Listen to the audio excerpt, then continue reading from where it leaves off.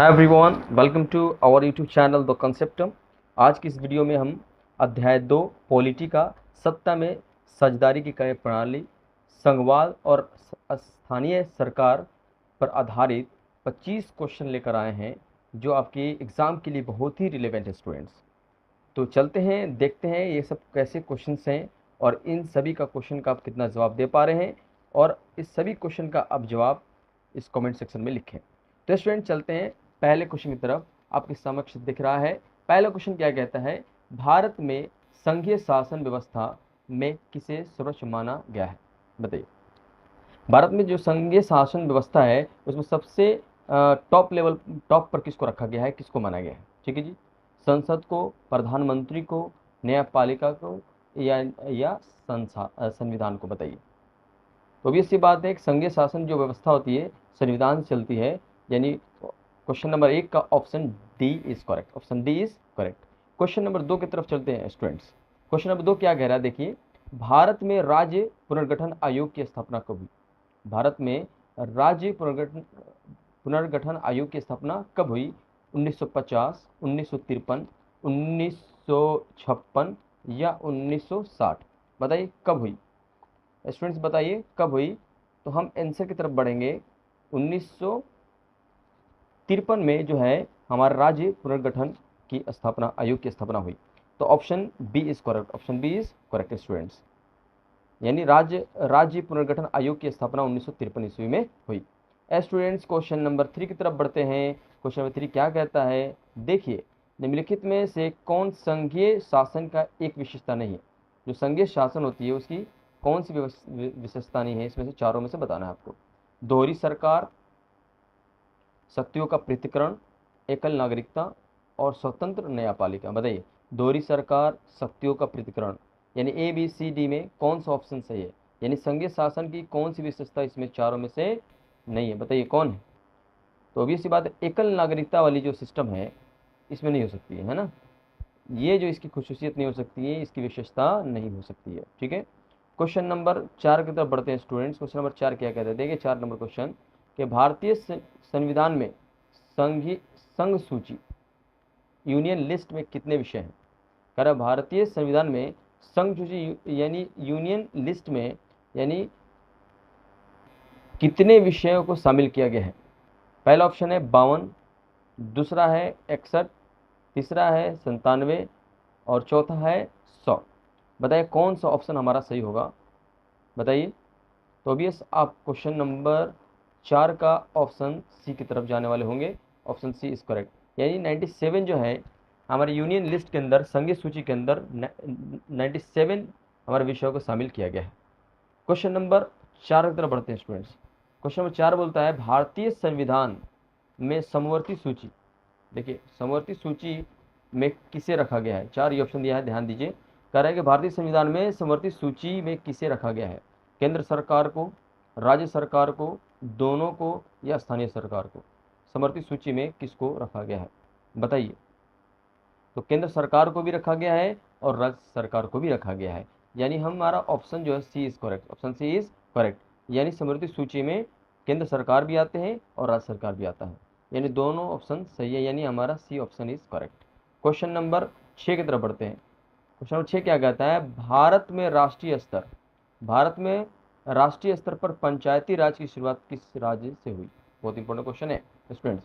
कह रहा है कि भारतीय यानी पूरे भारत में राष्ट्रीय स्तर पर, नेशनल लेवल पे पंचायती राज की जो शुरुआत हुई यानी किस राज्य से हुई? बताइए। बिहार से, राजस्थान से, मध्य प्रदेश से, गुजरात से? कौन सा ऑप्शन आपका सही है? बताएं ऑप्शन, कौन सा ऑप्शन सही है स्टूडेंट्स? तो ऑब्वियस सी बात, ऑप्शन आप राजस्थान की तरफ चलेंगे, यानी बी ऑप्शन इज करेक्ट। इस क्वेश्चन नंबर सी का बी ऑप्शन सही है, राजस्थान। स्टूडेंट्स राजस्थान सही है। ये सब इंपॉर्टेंट क्वेश्चन है आपके एग्जाम के लिए स्टूडेंट्स। आप इन वीडियो को शेयर और सब्सक्राइब जरूर करें ताकि मुझे मोटिवेशन मिला, ताकि मैं बेहतर से बेहतर आपको कंटेंट लाऊं और आपके एग्जाम की बेहतर से बेहतर तैयारी करा पाऊँ। ठीक है स्टूडेंट्स, आप सब्सक्राइब जरूर शेयर करें। क्वेश्चन नंबर 7 की तरफ बढ़िए। क्वेश्चन नंबर 7 क्या कहता है, 73वां संविधान संशोधन निम्नलिखित में किससे संबंधित है?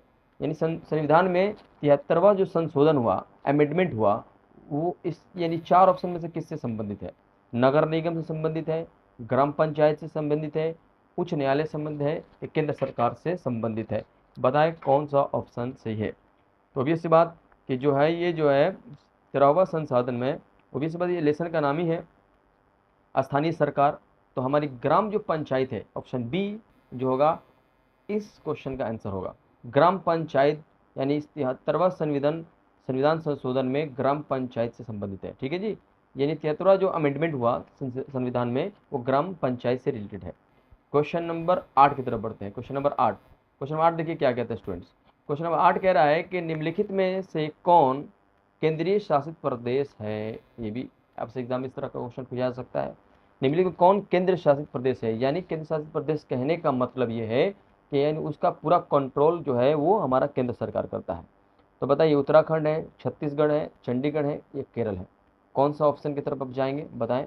तो अभी इस बात जो चंडीगढ़ हमारा है, जो चंडीगढ़ जो है वो केंद्र शासित प्रदेश है।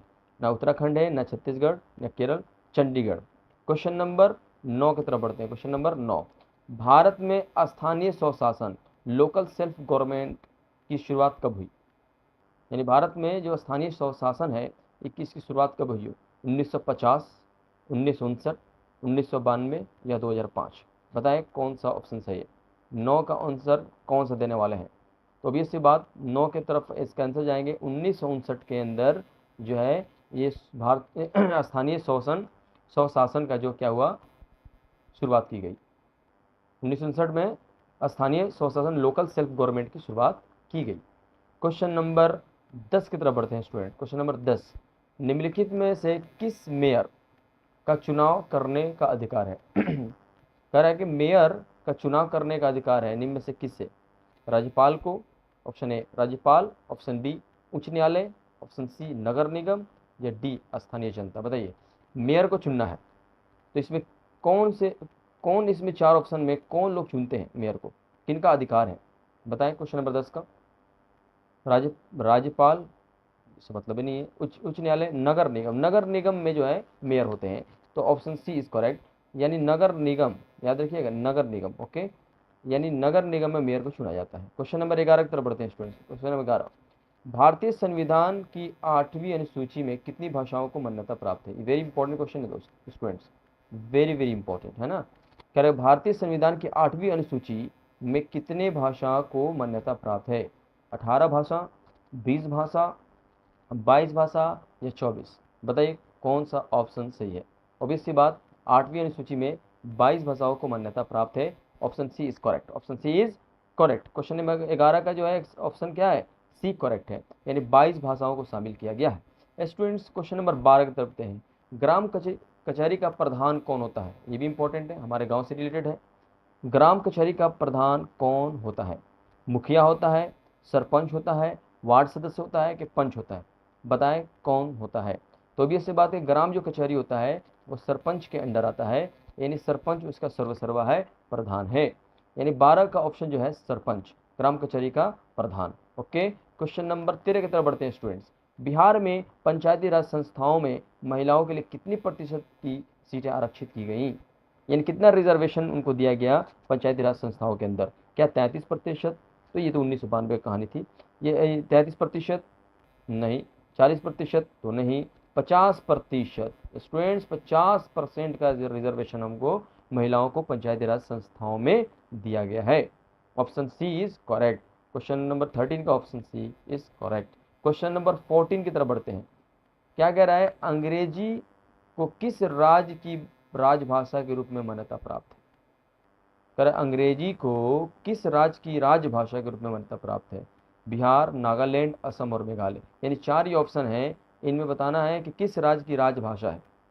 बताइए राजभाषा 14।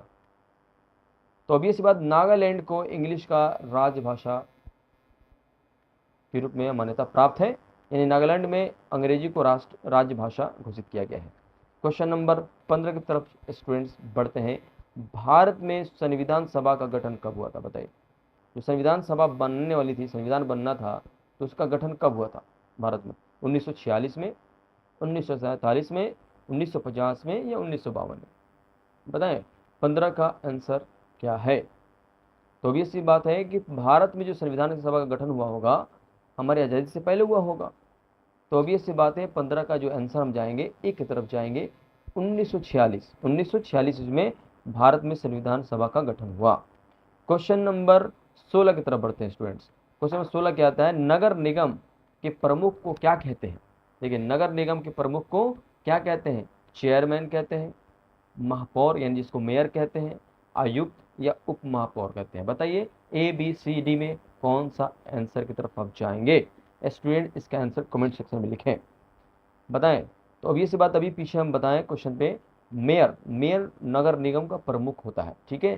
तो क्वेश्चन 16 का जो है B option is correct, mayor है ना, महापौर जिसको बोलते हैं। क्वेश्चन नंबर 17 की तरफ बढ़ते हैं स्टूडेंट्स। क्वेश्चन नंबर 17, ग्राम पंचायत का कार्यकाल कितने वर्ष का होता है।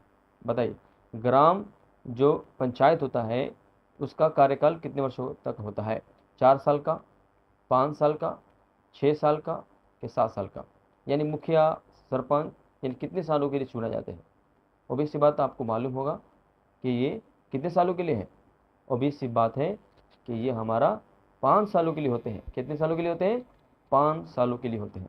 ओके, क्वेश्चन नंबर 18 की तरफ बढ़ते हैं। क्वेश्चन नंबर 18, निम्नलिखित में कौन राज्य सूची स्टेट लिस्ट का विषय है। स्टेट लिस्ट का विषय है कौन, बैंकिंग, पुलिस, संचार, रक्षा। ABCD बताएं कौन सा ऑप्शन सही है। तो भी ऐसी बात है कि राज्य सूची स्टेट लिस्ट का जो विषय है वो हमारा पुलिस है। क्या जी, यानी क्वेश्चन नंबर 18 का B option is correct, B option is correct. Question number 19 की तरफ बढ़ते हैं। निम्नलिखित में से कौन सा अधिनियम भारत में विकेंद्रीकरण डिसेंट्रलाइजेशन की दिशा में एक बड़ा कदम थी।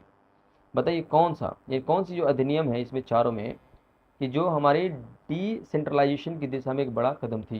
क्या 1989 का अधिनियम, 1992 का अधिनियम, 2000 का अधिनियम या 2005 का अधिनियम। बताइए कौन सा अधिनियम आई एम सॉरी विकेंद्रीकरण के लिए क्या थी, एक कदम थी, एक अहम कदम थी। बताएं कौन सा ऑप्शन सही है। तो अभी से बात 1992 का अधिनियम जो है वो हमारे डिसेंट्रलाइजेशन की दिशा में एक बड़ा कदम थी, जिसमें हम 73वां या 14वां संशोधन हुआ था संविधान के अंदर, जिसमें हम लोग पंचायती यानी स्थानीय सरकार के बारे में बात हो रही है, ठीक है। क्वेश्चन नंबर 20 की तरफ बढ़ते हैं।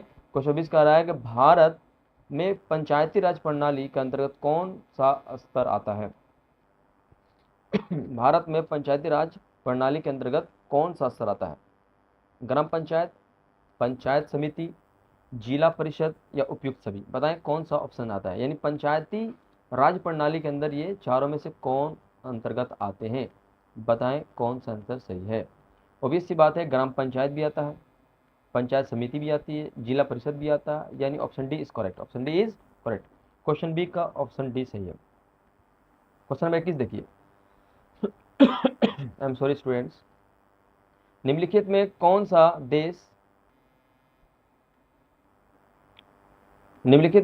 सा देश साथ आकर संघ बनाने कमिंग टुगेदर फेडरेशन का उदाहरण है। बताइए कौन सा ऑप्शन सही है। 4 ऑप्शन आपको दिखा रहे हैं, भारत, स्पेन, संयुक्त राज्य अमेरिका और बेल्जियम। बताइए कौन सा है, यानी आ रहा है कमिंग टुगेदर फेडरेशन का उदाहरण है। बताइए कौन सा आंसर आपका सही है। तो ये साथ कि जो हमारा संयुक्त राज्य अमेरिका है, option C is correct, option C is correct students. Question number 21 का ऑप्शन सी करेक्ट है। क्वेश्चन नंबर हम 22 की तरफ बढ़ते हैं। वार्ड सदस्य, वार्ड मेंबर का चुनाव कौन करता है। वेरी इंपॉर्टेंट क्वेश्चन, ये सब आपको जनरल नॉलेज की बातें हैं और जो आम दिनों में हम देखते हैं जब चुनाव का सीजन चल रहा है कि नहीं। तो वार्ड मेंबर का चुनाव कौन करता है, ग्राम पंचायत के सदस्य, संबंधित वार्ड की जनता, मुखिया या जिलाधिकारी। बताइए कौन करते हैं। तो वार्ड सदस्य का चुनाव कौन करता है, जल्दी बताइए, ऑप्शन दीजिए, ऑप्शन दीजिए इसका आंसर। तो संबंधित वार्ड की जनता, यानी जो है जिस वार्ड का वो सदस्य है और जिस वार्ड का वो जनता है उसी को चुनेगा, यानी हमारा बी जो है option is correct, B option is correct. Question number 23 की तरफ बढ़ते हैं।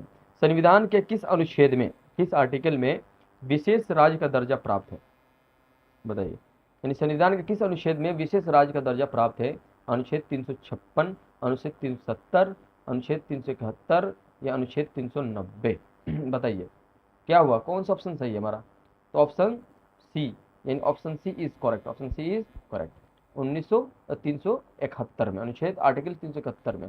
स्टूडेंट्स बताइए ये वीडियो आपको कैसा लग रहा है और क्वेश्चन का लेवल कैसा लग रहा है। स्टूडेंट्स हम जो भी प्रयास कर रहे हैं आपके एग्ज़ाम की पॉइंट ऑफ व्यू से कर रहे हैं, ताकि एग्ज़ाम में इस तरह ही का क्वेश्चन आते हैं आप इस सीरीज़ को जुड़ें और आप अपने एग्ज़ाम का प्रिपरेशन मजबूत तरीके से करें। और इस चैनल को जरूर सब्सक्राइब करें और शेयर करें अपने दोस्तों के बीच, है ना स्टूडेंट्स। चलते हैं क्वेश्चन नंबर 24 की तरफ देखते हैं। क्वेश्चन नंबर 24 क्या कहता है, देखिए कह रहा है 24 भारतीय संविधान में स्थानीय शासन को किस सूची में रखा गया है। जो भारतीय संविधान में जो स्थानीय शासन है, जैसे मुखिया सरपंच हो गए, किस सूची में रखा गया है। संघ सूची में, राज्य सूची में, समवर्ती सूची में, या किसी सूची में नहीं। संघ का विषय है, राज्य का विषय है, समवर्ती सूची, बताइए किस सूची में रखा गया, किस लिस्ट में रखा गया है। बताएं ऑप्शन 24 का आंसर क्या होगा। तो भी सी बात की ये राज्य की सूची में रखा गया, नहीं, B option is correct, B option is correct. Question number 25 की तरफ बढ़ते हैं स्टूडेंट्स। ये लास्ट क्वेश्चन है आपका इस सेशन का। जिला परिषद कार्यपालक अधिकारी, जिसको सीईओ कौन होता है, यानी जिला परिषद का कार्यपालक अधिकारी जो है सीईओ कौन होता है। क्या महापौर होता है, जिलाधीश डिस्ट्रिक्ट कलेक्टर या डीएम होते हैं, या विकास आयुक्त होता है, ये जिला पंचायत राज पदाधिकारी होता है।